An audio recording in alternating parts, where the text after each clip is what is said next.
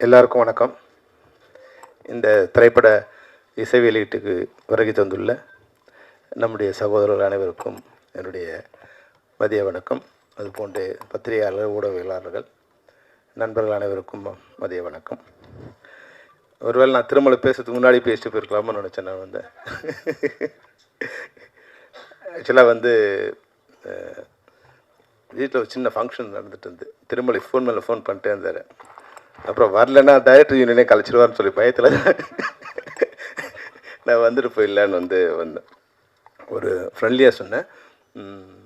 உண்மையாக அந்த ட்ரெய்லரை பார்க்கும்போது அந்த இயக்குனர் புதுசாக ஒரு ஃப்ரெஷ்ஷாக வர மாதிரி இது நம்மளுடைய கஷ்டம் எந்த திரைப்படமும் கஷ்டம் இல்லாமல் வந்ததே இல்லை. அதுக்கு தான் அந்த முன்னாடி நம்ம படத்தோட ரிலீஸே டெலிவரி ஆகிடுச்சு.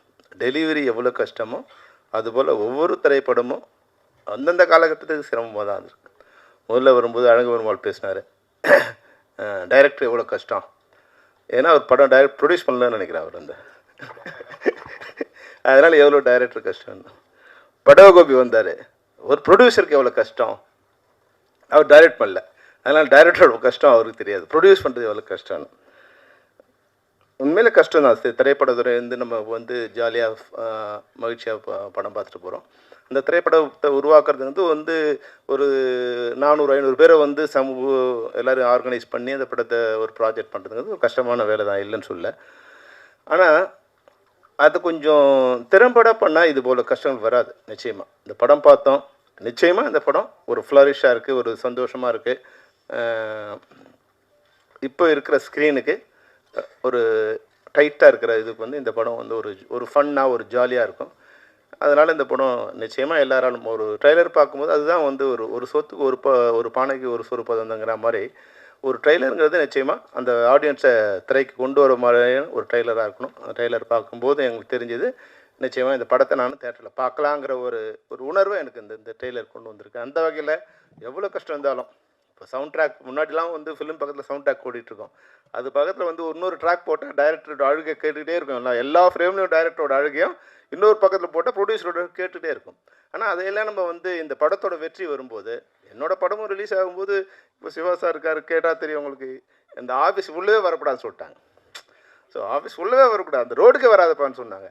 ஆனால் படம் ரிலீஸ் ஆன பிறகு மறுநாள் என் வீட்டு வாசலில் 3 கார் அவங்க கார் தான் நின்றுட்டு இருந்தது. என்னப்பா டைரக்டர் கூட்டுவாங்க அப்படின்னு. அதனால் இது ஒரு கணவன் மனைவி மாதிரி சண்டை தான். வெற்றி வரும்போது நம்மளுடைய எல்லா கவலைகளும் இதுவாகிடும். நாளைக்கு இந்த படம் வெற்றி ஆகும்போது இதே திருமலையும் அசோக் செல்வனும் தோல் மேலே கை போட்டு போவாங்களா? நிச்சயமாக நடக்கும். சினிமாவில் நடக்காதுங்கிறதுக்கு எதுவுமே இதுவும் இல்லை, எல்லாம் நடக்கும். ஆனால் நடக்கிறதுக்கு எது காரணமாக இருக்கும்னா வெற்றி ஒன்று தான் காரணமாக இருக்கும். இந்த திரைப்படத்தை பார்க்கும்போது அந்த சூழ்நிலை அமையக்கூடிய வாய்ப்பு இருக்குது. நான் அடுத்த படம் வெற்றி அடையும் போது எல்லா கவலைகளையும் மறந்து திருமலையும் அசோக் செல்வனும் இணைந்து ஒரு திரைப்படத்தை நிச்சயமாக தயாரிக்கலாம். ஏன்னா எனக்கு திருமலையை ரொம்ப நல்லா தெரியும். ஒரு இமோஷனல் ஒரு கை, எல்லாத்துக்கும் ஏதோ நல்லது பண்ணணும்னு நினச்சிக்கிட்டு ஏதோ ஒரு முயற்சி பண்ணிகிட்டே இருப்பார். அதுபோல் நான் அசோக் செல்வனே ஒரு 2 தடவை சந்திச்சிருக்கேன். பேசும்போது ரொம்ப இனிமையாக, ரொம்ப அன்பாக, ரொம்ப நாகரிகமாக, ரொம்ப பண்போடு தான் பேசினார். ஒரு வகையில் என்ன இதுக்கு எந்த பிரச்சனையும் தெரியாது. எதுவாக இருந்தாலும் 1000 கஷ்டங்கள் இந்த திரைப்படத்தில் இருந்தாலும் திருமலை சொன்னதில் ஒரு பாயிண்ட் இருக்குது. அந்த படம் ரிலீஸ் ஆகும்போது எல்லாரும் சேர்ந்து அந்த படத்தை ப்ரொமோட் பண்ணணுங்கிறத ஒரு விதியாக வச்சுக்கணும். ஏன்னா இந்த படம் ஒரு படம் வெற்றி அடைந்தால் அதில் யாருக்கு முதல் லாபம்னா அதில் நடித்த நடிகர் நடிகை 2 பேருக்கும் அவங்க தான் 80% ஆஃப் லாபத்தை எடுத்துகிட்டு போயிருப்பாங்க. லாபங்கிறது நான் மானிட்டரி வைஸாக சொல்ல, அது ஃபேம் வைஸாக அதன் மூலம் அடுத்த படத்தில் கிடைக்க போகிற லாபம் வைஸாக 80% அவங்க எடுத்துகிட்டு போகிறாங்க. அப்புறம் ஒரு 10-15% டெக்னீஷியன் எடுத்துப்பாங்க. இப்போ இன்றைக்கி இருக்கிற பாலாஜி இந்த படம் ஓடிச்சுன்னா நாளைக்கு அவரோட லெவல் வேறுவாக இருக்கும். ஆனால் இந்த படம் ஓடினாலும் திருமலையோட லெவல் அதே லெவல் தான் இருக்கும், தயாரிப்பாளரோட லெவல் அப்படியே தான் இருக்கும். அவர் இந்த கடன்கள்ந்து விடுபடலாம். இப்போ மகேந்திர கொடுத்த ஃபைனான்ஸும் சுதாகர் கொடுத்த ஃபைனான்ஸ் இதெல்லாம் சரி பண்ணலாமே தவிர அடுத்து அவர் வெளியே வர்றதுக்கு கஷ்டம். அப்போது ஒரு 5% 10% தயாரிப்பாளர் தான் உயிரை கொடுத்து இந்த படத்தை ப்ரொமோட் பண்ணணும், வெளியே வரணும்னு நினைக்கும் போது இதில் 90% மேலே லாபம் அடைய போகிற நடிகர் டெக்னீஷியன்ஸு நிச்சயமாக இந்த படத்தை ப்ரொமோட் பண்ணணும். இன்னொரு விஷயம், இது பொது மேடையில் சொல்ல வேண்டிய விஷயம் இல்லைன்னா கூட இந்த பல விஷயங்களை இது போலீஸ்காரன் வந்து ஐயோ திருட்டு நடக்குதுன்னு வந்து ரோட்டில் கத்தினா எப்படி தவறோ, அது மாதிரி தயாரிப்பாளர் சங்கத்தில் வந்து ஒரு ஈசி மெம்பராக இருக்கிற திருமலை வந்து இங்கே வந்து பேசுறது வந்து தேவையில்லாத ஒன்று. அவரோட சங்கத்தில் உட்காந்து இவ்வளோ கஷ்டம் இருக்குது, இதெல்லாம் பண்ணணுமே நீங்கன்னு முதல்ல அங்கே தான் பேசணும்.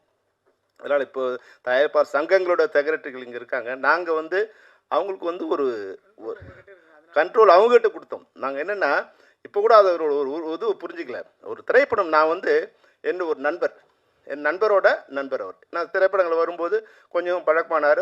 அவர் எனக்கு பிடிச்சிருந்தது. அவர் வந்து ஒரு நாள் எங்கிட்ட வந்து சார் ஒரு 50,000 பணம் வேணும் சார். என்னன்னு கேட்டேன். ஒரு பெட்டி கடை வைக்க போகிறோம் சார் அப்படின்னு. சரி ஓகே, அவர் எனக்கு பிடிச்சிருந்தது, நான் தரேன்னு சொன்னேன். நான் நாளைக்கு வந்து வாங்கிக்கணும். இல்லை சார் நான் ஒரு 3 months கழிச்சு வந்து வாங்கிக்கிறேன் அப்படின்னார்.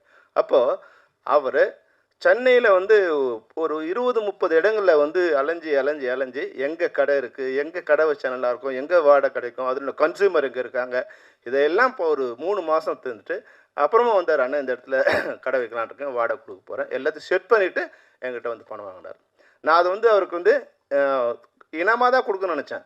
ஆனால் அவர் வந்து ஒரு 6-7 மாதத்தில் அந்த பணத்தை எனக்கு திருப்பி கொடுத்துட்டார். அப்போது 50,000 ரூபாய் முதலீடு வச்சு எடுக்க போகிற ஒரு பெட்டி கடை வைக்க போகிற ஒரு நபர் ஒரு 3 மாதம் பிளான் பண்ணி எப்படி வச்சா பண்ணணும்னு பிளான் பண்ணி அது 6 மாதத்தில் மொத்த அசலையும் கடனையும் கொண்டு வந்து திருப்பி கொடுக்க முடியுது.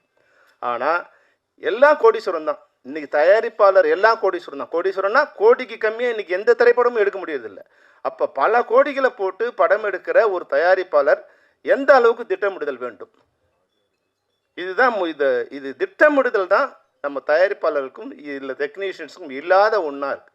டெக்னீஷியன்ஸுக்கு இல்லைன்னா ஒன்றும் ஆக போகிறதில்ல, அவங்க வந்து வெயிட் பண்ண போகிறாங்க. ஆனால் தயாரிப்பாளர் ஒரு நாளும் ஒரு நிமிடமும் அந்த பணத்துக்கு வட்டி கட்டிகிட்டே இருக்கணும். எந்த விடுமுறையும் இல்லாத ஒன்றே இந்த வட்டி தான். எந்த விடுமுறையும் கிடையாது. கொரோனாவுக்கு கூட அதுக்கு வட்டி கிடையாது, செத்தாலும் வட்டி கிடையாது, வாழ்ந்தாலும் வட்டிக்கு லீவே கிடையாது. அப்போ அவங்க வந்து இதை பிளான் பண்ணிடணும். அப்போ நாங்கள் தயாரிப்பாளர் சங்கத்துக்கு ஒரு வேண்டுகோள், ஒரு வழிமுறை சொன்னோம். ஐயா, உங்கள்கிட்ட தயாரிப்பாளர் வராங்களா, எல்லாத்தையும் செக் பண்ணி யார் ஆர்டிஸ்ட்டு, யார் டைரக்டரு, எப்போ ஷெட்யூல் போகிறாங்க, ஷெட்யூல் டேட் வாங்கிட்டாங்களா, டைரக்டர் டேட் இருக்கா, ஆர்டிஸ்ட் டேட் இருக்கா, டெக்னீஷியன்ஸ் டேட்ஸ் இருக்கா, இதெல்லாம் கன்ஃபார்மாக எல்லாம் அக்ரிமெண்ட்டை வாங்கிங்க. ஏன்னா முன்னாடி பணம் திரைப்படங்களோட இது வந்து லட்சங்கள் இருந்தது, ஆயிரங்கள் இருந்தது. இன்றைக்கி கோடிகள் இருக்கும்போது நாணயம் வந்து கம்மியாயிடுச்சு. முன்னாடி ஒருத்தர் கூட பணம் வாங்கினா எஸ் நான் வாங்கினேன் சார் அப்படின்னு தான் சொல்லுவாங்க. எல்லாமே எழுத்தில் தான், எழுதலாமல் எழுத்தில் இருக்காது, வாயில் தான் இருக்கும். ஆனால் ஒரே ஒருத்தர் கூட நான் பணம் வாங்கலன்னு சொன்னதே இல்லை. நான் திரைப்படங்களில் டைரக்டர் இருக்கிற வரைக்கும், தயாரிப்பாளர் இருக்க வரைக்கும். ஆனால் இப்போ வந்து எல்லாமே கோடிகள் ஆயிடுச்சு. நோன்னு சொன்னால் பல கோடிகள் நம்ம சேவ் ஆகலாம். அப்போது அக்ரிமெண்ட் வந்து ரொம்ப மஸ்ட்டு சார் அப்படின்னு சொல்லி நீங்கள் ஒரு ஒப்பந்தம், எல்லாருக்கும் உண்டான எழுத்துப்பூர்வமான ஒப்பந்தம், இதெல்லாம் சரி பண்ணிவிட்டு நீங்கள் இந்த படம் எல்லாம் சரியாக இருக்குது, நீங்கள் இதை வந்து படப்பிடிப்பு போகலாம் அப்படின்னு நீங்கள் ஒரு அனுமதி கொடுத்த பிறகு நாங்கள் படங்களுக்கு போகிறோம். ஏன்னா நாங்கள் ஒரு கண்ட்ரோலை வச்சுருக்கோம். திரைப்பட தொழிலாளர்கள் சம்மேளனங்கிறது ஒரு கண்ட்ரோல் ஒரு அமைப்பாக இருக்குது. எந்த ஒரு உறுப்பினரையும் எங்களால் அழைச்சி அவங்க கூட உட்காந்து டிஸ்கஸ் பண்ண முடியும், அவங்க தவறு செய்து அவங்க மேலே நடவடிக்கை எடுக்க முடியும். அது மாதிரி ஒரு அனுமதியை ஒரு வழியை அவங்களுக்கு கொடுத்தோம். அவங்க கடிதம் அனுப்புகிறாங்க. இப்போ வந்து சிவா அனுப்புகிறாரு, ராதாகிருஷ்ணன் அனுப்புகிறாரு. ஆனால் ஒன்று இன்றைக்கி திருமலை வராரு, வந்துட்டு நாளைக்கு ஷூட்டிங்கு, இன்றைக்கி வந்து சார் எனக்கு லெட்ரு வேணும் சார், நீங்கள் லெட்ரு கொடுத்தா தான் ஷூட்டிங் வருவாங்க சார். எந்த விதமான சரிபார்ப்பும் இல்லாமல் திருமலை வருத்தப்படுவாரே. திருமலை அன்னைக்கு வருத்தப்பட்டால் பரவாயில்ல, இன்றைக்கி வருத்தப்படக்கூடாது. இன்றைக்கி திருமலை வருத்தப்படக்கூடாது. அப்போ நீங்கள் அவரை உட்கார வச்சு எல்லாம் சரி பண்ணி இதெல்லாம் இருக்கா. ஒரு இயக்குனர் 30 லட்சத்தில் படம் பண்ணதோ, அண்ணன் படவா கோபி இருக்கார் இல்லையா, 30 லட்சத்தில் படம் பண்ணான்னு சொல்லி தான் அவரை கொண்டு வந்தாங்க. அந்த படம் முடியறதுக்கு 3 கோடி ஆகும்னு ஆரம்பித்த பிறகு தெரியுது. அதாவது அவர் 6 மாதத்தில் நல்ல வேலையாக அவர் அதுலேருந்து வெளியே வந்துட்டார். அதில் ஏதோ போட்ட வரைக்கும் லாபம் அப்படிங்கிறவர் வந்துட்டதால அவர் வந்து இன்றைக்கி ஒரு நன்றி சொல்கிறார். அப்போது எந்த திட்டமிடுதலும் இல்லை. அப்போ அந்த திட்டமிடுதல் இருந்தால் குறைச்சபட்சம் அந்த 4 கோடி இருக்கா, 4 கோடி உங்களால் ஃபைனான்ஸ் அரேஞ்ச் பண்ண முடியுமா, பண்ணிட்டீங்களா? ஏன்னா இன்றைக்கி ஒரு பைசா கூட யாரும் கடன் கொடுக்க தயாராக இல்லை. இப்படி மகேந்திர சிங் எப்படி கொடுக்குறாரு எனக்கு தெரியாது. இன்றைக்கி வந்து சிறிய படங்களுக்கு ஒரு பைசா கடன் கொடுக்க யாரும் தயாராக இல்லை. அப்போ அந்த ஃபைனான்ஸ் எல்லாம் ரெடி பண்ணிட்டீங்களா, கால்ஷீட்லாம் ரெடி பண்ணிட்டீங்க, இதெல்லாம் ரெடியாக இருக்குது. இந்த டேட்டில் ஏன் ஷூட்டிங் நடக்கலை? இப்போ உங்கள்கிட்ட ஒரு செக் ஒரு டைம் கொடுத்துட்டு 6 மாதத்தில் படம் முடிக்கிறோன்னா 30 நாள் உங்களுக்கு ஷூட்டிங் இருக்குன்னா ஏன் 30 நாள் ஷூட்டிங் நடக்கலை? டைரக்டர் சரியில்லையா, இல்லை ஆர்டிஸ்ட் வரலையா அப்படிங்கிறத வந்து செக் பண்ணக்கூடிய அதிகாரமும் அமைப்பு முறையும் தயாரிப்பாளர் சங்கத்துக்கு இருந்ததுன்னா இந்த மாதிரியான புலம்பல்கள் இந்த மேடைகளில் இருக்காது. தயவுசெய்து தயாரிப்பாளர் சங்கங்கள் ஒன்றிணைந்து இந்த வழியை நீங்கள் கொண்டு வந்தீங்கன்னா 100% நீங்கள் கவலைப்பட வேண்டிய அவசியமே இல்லை. நீங்கள் யாருக்கிட்டே போக வேண்டிய அவசியம் இல்லை. அவங்க எவ்வளோ பெரிய ஆளாக இருந்தாலும் உங்களை மீறி இங்கே படம் நடக்காது. இந்த உத்தரவாதத்தை நான் அந்த மேடையிலும் கொடுக்குறேன், அங்கேயும் கொடுத்தேன், எப்பவும் கொடுப்பேன். ஆனால் நீங்கள் அவங்கள பகைச்சக்கூடாதுன்னு நினைக்கிறீங்க. தயாரிப்பாளர்கிட்ட இதெல்லாம் கேட்டால் எப்படி? ஏன் ஒரு அமைப்பு நாங்கள் கேட்குறோம். நாங்கள் ஒரு டெக்னீஷியன் ஒன்று ஷூட்டிங் என்ன எல்லாத்தையும் இன்றைக்கி 23 படத்தோட சங்கங்களோட ஷூட்டிங் எங்கெங்கிறதே எனக்கு தெரியும். உட்காந்த இடத்துல என்னால் சொல்ல முடியும். இன்றைக்கி 60 ஷூட்டிங் நடக்குதுன்னா யார் யார் ஷூட்டிங்கில் இருக்காங்க, எங்கெங்கே ஷூட்டிங் நடக்குது என்னால் சொல்ல முடியும். அது கொஞ்சம் கஷ்டம்தான்.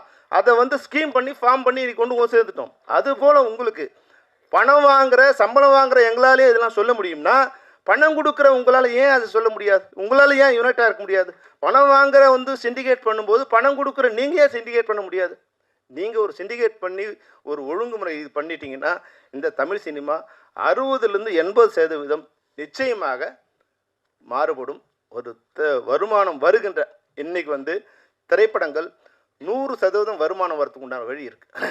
ஆனால் வருமானம் வர வழியெல்லாம் அடைச்சிட்டு கடன் வர வழி மட்டும்தான் நீ தயாரிப்பாளர் இருக்குது. வருமானம் வருதுன்னா அது வேறு யாருக்கோ போயிடுது.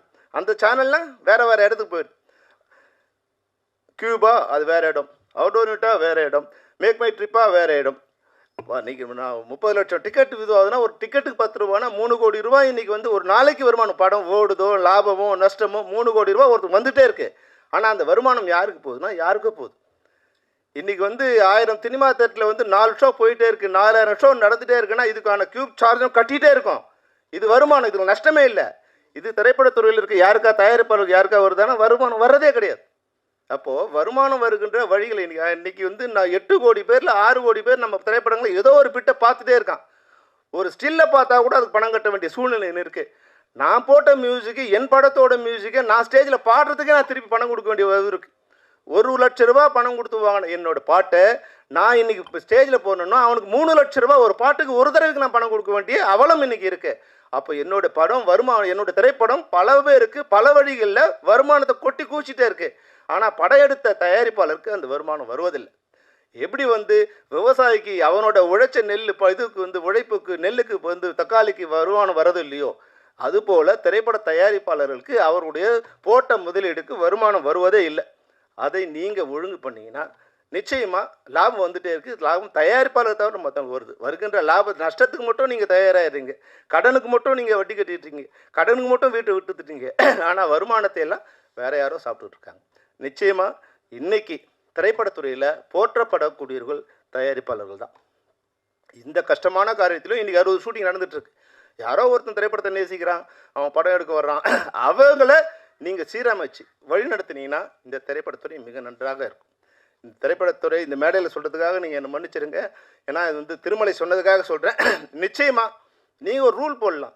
இவங்க இன்றைக்கி இந்த படங்களில் இந்த ப்ரொமோஷன்ஸ் நான் இந்த படத்துக்காக சொல்லலை. ஏன்னா அது அசோக் நீங்கள் தப்பாக நினச்சக்கூடாது. அது என்ன ப்ராப்ளம் எனக்கு தெரியாது. எந்த திரைப்படமோ அந்த திரைப்படத்துக்கு உண்டான ஒத்துழைப்போ ப்ரொமோஷன்ஸுக்கோ வராதவர்கள் கூட நீங்கள் எங்கேயோ போய் படம் எடுத்துங்க, நாங்கள் உங்களை வச்சு படம் எடுக்க மாட்டேங்கன்னு சொன்னீங்கன்னா யாரும் அவங்க படமே நடக்காது. அவங்களாம் ரோட்டில் வர வேண்டியது தான். அது எவ்வளோ பெரிய ஆளாக இருந்தாலும் அந்த இது உங்கள்கிட்ட இருக்குது. ஆனால் என்ன இல்லைன்னா இதை இணைந்து சொல்லக்கூடிய பலம் உங்களுக்கு இல்லை. தனிப்பட்ட முறையில் நீங்கள் புலம்பிக்கலாமே தவிர இணைந்து தயாரிப்பாளர்கள் குரலாய் ஒரே குரலாய் ஒலித்தால் தமிழ் சினிமா உருப்படும்.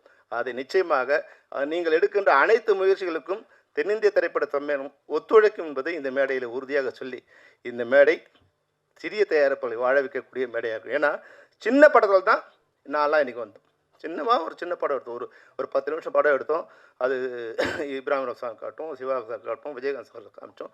அந்த படங்கள் தான் அது மூலமாக தான் நாங்கள் இன்றைக்கி வருவோம். நான் செம்பருத்தி திரைப்படம் எடுக்கும்போது கூட 90 லட்சம் இன்வெஸ்ட் பண்ணால் எனக்கு வந்து 1.5 கோடி எனக்கு லாபம் வந்தது. லாபம்னா மொத்தமாக வந்து ஒரு 50-60 லட்சம் ப்ராஃபிட் வந்தது. அப்போது எங்களோட பட்ஜெட்டுக்குள்ளே எங்களோட கைக்குள்ளேயே சினிமா இருந்தது. இன்றைக்கி நம்ம கைக்குள்ளே சினிமா இருக்கான்னா நீங்கள் தான் எனக்கு பதில் சொல்லணும். நம்ம கையில் சின்ன சினிமாவும் இல்லை, பெரிய சினிமாவும் இல்லை.